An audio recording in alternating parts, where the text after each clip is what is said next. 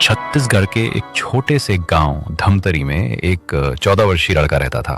नाम था अर्जुन। उसका परिवार बहुत ही गरीब था।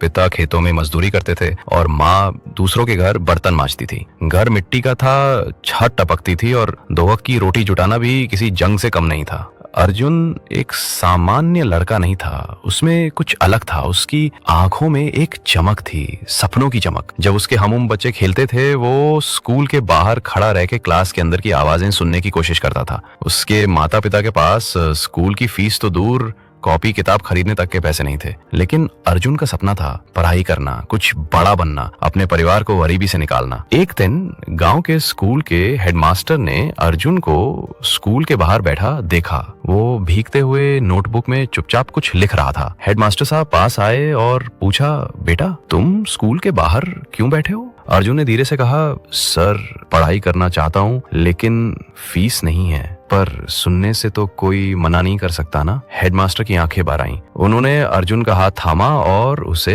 अंदर ले गए। अगले ही दिन अर्जुन का नाम स्कूल में दाखिल हो गया। फीस माफ कर दी गई।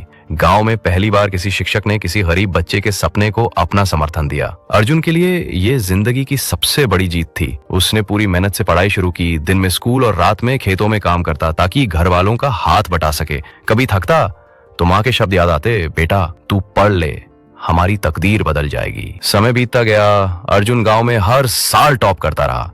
उसकी मेहनत और लगन ने सबका दिल जीत लिया। 10वीं की परीक्षा में उसने जिले में पहला स्थान पाया। अखबारों में उसकी तस्वीर छपी, गरीबी को हराने वाला अर्जुन। लेकिन असली लड़ाई तो अभी बाकी थी। अब अर्जुन का सपना था आईएएस अधिकारी बनना, पर उसके पास कोचिंग के पैसे नहीं थे, किताबें भी मुश्किल से मिलती थीं। ऐसे में उसने सरकारी लाइब्रेरी की शरण ली। गांव से 12 किलोमीटर दूर शहर की लाइब्रेरी तक वो रोज साइकिल से जाता। बारिश हो या धूप, वो कभी रुका नहीं।